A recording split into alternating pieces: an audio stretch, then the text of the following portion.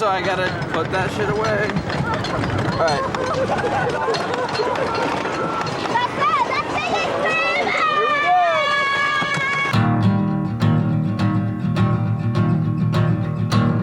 Tractor, tractor, it goes vroom, round and round the town it soon said, oh, oh.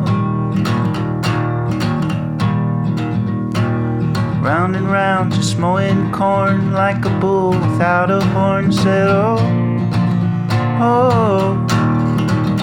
While the heron sings its song, a melody that's sweet and long. Yeah, every day it screams away from me so faithfully.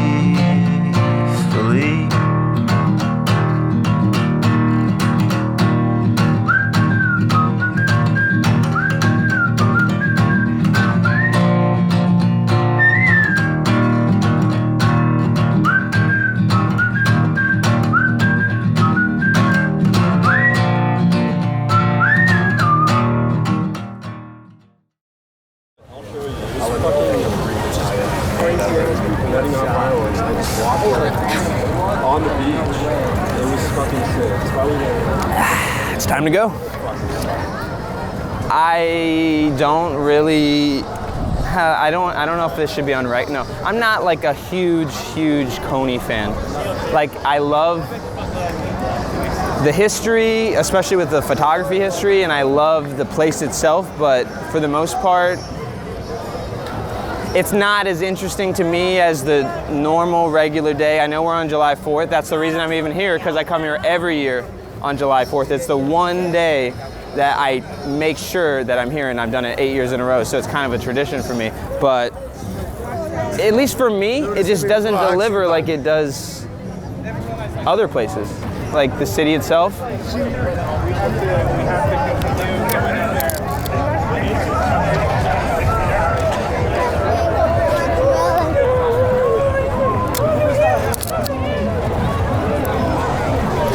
Not bad, actually. Not bad. It said, will there be thermonuclear nukes on the 4th of July? That's what it said. He was reading.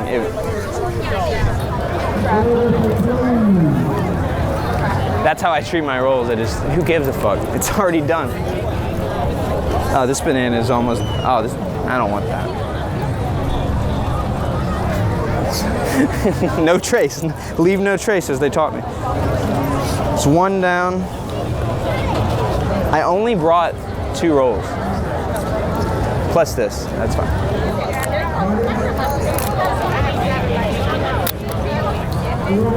Glute installed by video surveillance operation.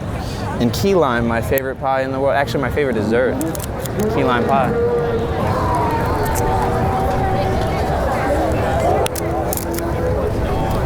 That's a weird one. That's a weird one. That's the other thing that I hate about Coney is, say you're walking this direction, everyone's backlit now. You know what I mean? Like you're not like everyone's face is like F8 or F5, 6. It's not fucking. But if we walk that way, it's F11, F16. So it's the annoying part about Coney. You got to get through this lap to go back to the fucking good lap. The approach has changed over the years for me.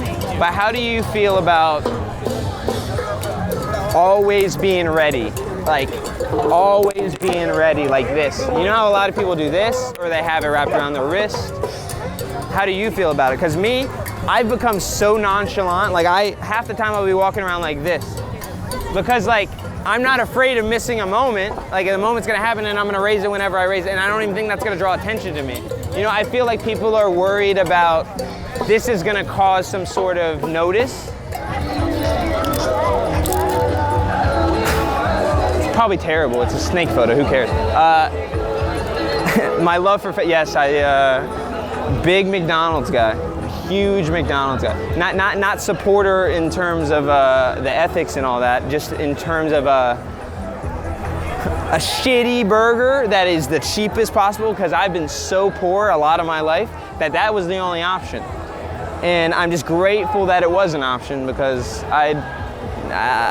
there's been times that I literally survived off of McDonald's for like a month. Kind of sad, kind of fucked, but it's true.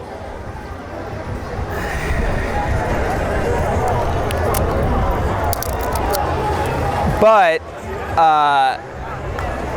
to segue that in, that's the reason why the fucking burger on the Leica exists, the cheeseburger on the Leica, because me and my good friend Chris Cicente and I would always eat something cheap, McDonald's or a dollar slice, but that happened to be McDonald's, and we went into the McDonald's and fucking, I saw the burger half eaten, and I, as a joke, was like, oh, I'm gonna put it on top, like the Flash, because it's funny to have such a shitty, cheap burger on top of this $4,000 or $5,000 camera. It's a very juxtaposed thing. And then people kind of lost their shit about it in a good and bad way. People thought it was hilarious and funny and they replicated it themselves, or they got pissed off because Leica people are, I don't know. Because a lot of stuff I do, I mean, it's just a response that I've been given. It's not even my personal opinion. I think I'm controversial because everyone treats me like that. A lot of the controversy stems from me flashing people in the face 2 feet away and not saying a word before I do it, you know, with the consent and all that shit. And it sucks, but you know, I can't make the photographs I make without doing that. Like, they're not gonna have that, the flash gives that emphasis, and it's not gonna have that feeling and all that goes into it if I don't do that in that approach. And unfortunately, sometimes it pisses people off and it gets them upset, and I'm not even trying to do that, but it's just part of the territory. If you're gonna get photos that look like that, that's gonna happen sometimes.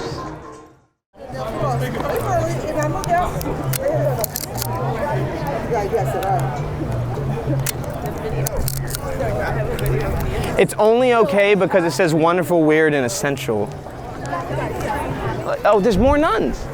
There's 4 now? It's not even that, okay, I guess with the background it's okay. Set a random deadline. Sorry, there's just a nun right in front of me. You're good. How you doing, buddy? Good, it's good to see you. That's the beauty of street photography, you can't make it up. I couldn't have imagined a nun with that background unless it happened in front of my eyes. That's why I love this shit, because you can't make it up. AI can't create this, you can, but like, you gotta have the idea. And truth is always stranger than fiction. The same way we say fuck AI, right? We used to watch Star Trek back when I was a kid. You're right. Now we got flip phones and everything else. And FaceTime, and we thought that shit was right. You're right. So on some level, AI is really unavoidable. It's true. Right? You're absolutely right. So if you say fuck AI, you really say fuck the future. And what happens when our grandparents don't evolve? It's true. They be hindered, right? You're right. They don't know how to do FaceTime, they know how to do the computer, right? You're not wrong. You're definitely not wrong. At your age, because you guys are so much younger, you have so much potential and time, don't say fuck AI. Master that shit. I love Allen Iverson personally.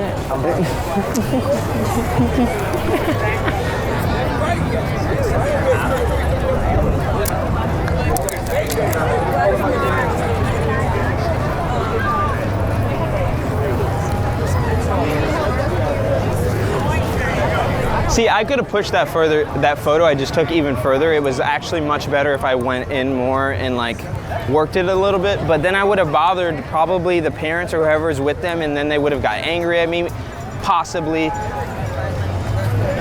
I'm not saying that people don't do this, but I find a lot of value in learning about different art forms.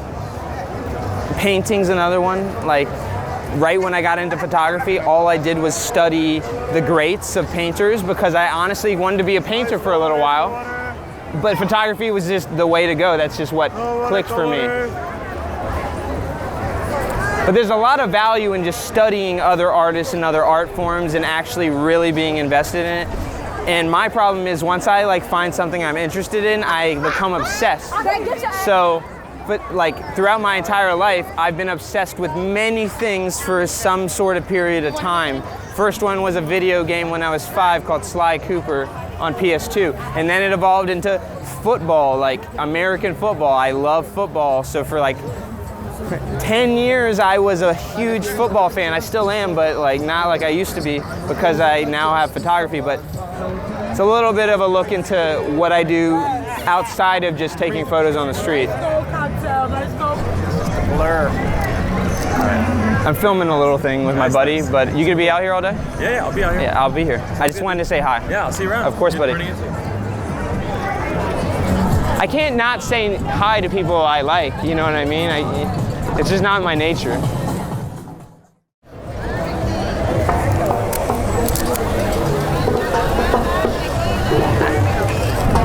I don't think that guy's up to any good, to be honest. To be honest, I don't think he is. I don't know, but... Tonight we are getting our first look at the man accused of trying to kidnap a 6-year-old little boy in Brooklyn. And when the boy's parents saw what was happening, that man threw the child to the ground. Tonight, Eyewitness News reporter Lucy Yang spoke with that young boy and his very relieved parents. I just wanted a picture of you with him because he's weird. We're looking out for you, literally. You want to go to the freak show? Last show today, so you can still catch the world famous Coney Island Circus Sideshow. That's right, folks. Sword swallowers, fire eaters, natural born wonders, pain-proof marbles, and so much more. That's right, folks. This is the oldest, most historic show in Coney Island, and folks, we have one last show here for you today. That's right, folks. You can see Cyclone Jack Sullivan, the fire eater, and photography is allowed in the show, folks. That's right. Now, folks, next up, it is my pleasure to introduce someone that hasn't been on this stage for 15 years. That's right, making her triumphant return is the one and only Firefly! That's right, folks, Firefly is known as the Midget of Mischief. That's right, 3 feet of pure entertainment. Her stature may be small, but her antics will stick large in your mind, folks. What she does will amaze you, will astound you, will be unlike anything you have I'll ever take a seen wave. before. Folks, all I know is that they call her the pain-proof princess of darkness. Everyone, Anna Monoxide. Now, Anna is what we call in the business pain-proof, right? What that means is that she can endure punishment, endure pain, unlike anyone else. That's right, folks, pain, discomfort, agony, things that we've all felt when we've stubbed our toe or stepped on a Lego. Anna Monoxide is immune to these feelings, folks, and Anna will demonstrate that incredible strength for all of you. As you can see, folks, X marks the spot, so she is going to hammer this sharpened steel spike into the center of her skull. Folks, are we all ready? On the count of 3, everyone. 1, 2, 3. Tractor, tractor, it goes vroom, round and round the town it zooms, said oh, oh. Round and round, just mowing corn like a bull without a horn, said oh, oh. Well, the heron sings its song, a melody that's sweet and long. Yeah, every day it screams away from me, so fade.